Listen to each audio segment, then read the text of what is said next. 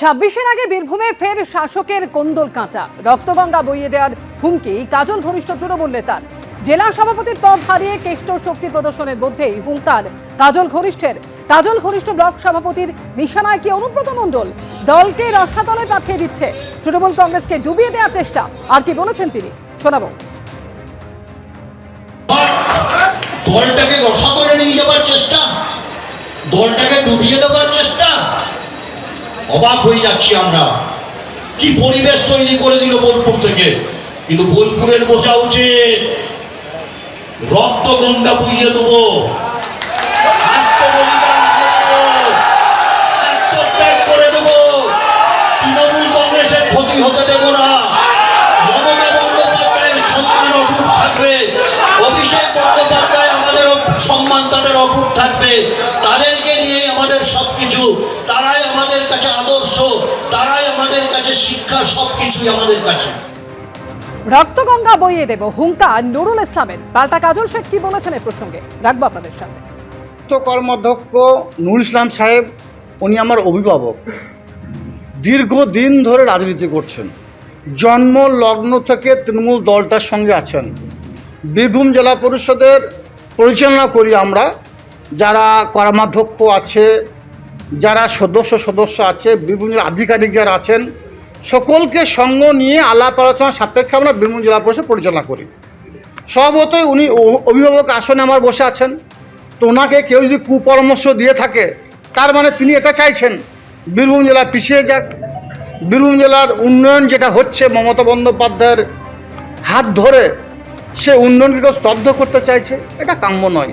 আমার মনে হয় তারা তৃণমূল কংগ্রেস দলটাকে ভালোবাসে না, তারা নিজেদেরকে ভালোবাসে।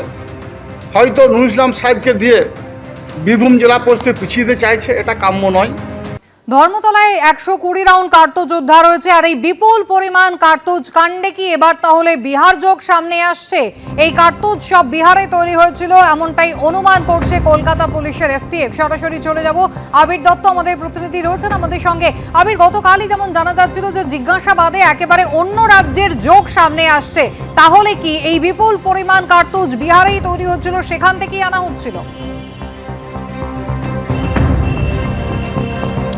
দেখো, শুরুতেই তোমায় বলি যে গতকালই আদালতে পুলিশের তরফ থেকে জানানো হয়েছিল যে পশ্চিমবঙ্গ এবং পশ্চিমবঙ্গের বাইরে বড়সড় চক্র সক্রিয় রয়েছে।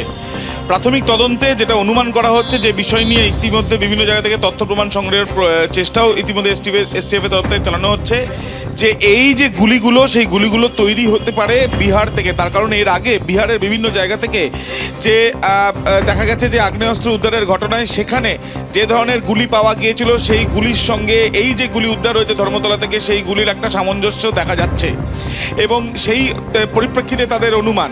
অন্যদিকে তোমায় জানি রাখি, ধৃত রামকৃষ্ণ মাঝি, তাকে জেরা করে 3 জনের নাম ইতিমধ্যে পাওয়া গিয়েছে, যারা এই চক্রের সঙ্গে জড়িত বলে সন্দেহ। তাদের বিষয় নিয়ে তথ্য প্রমাণ সংগ্রহের প্রক্রিয়া ইতিমধ্যে এসটিএফের তরফ থেকেও চালানো হচ্ছে। গতকাল প্রসঙ্গত তোমায় জানাই, যখন আদালত থেকে রামকৃষ্ণ মাঝিকে বার করা হচ্ছিল, তাকে আমরা প্রশ্ন করেছিলাম যে এই চক্রের সঙ্গে আর কারা রয়েছে।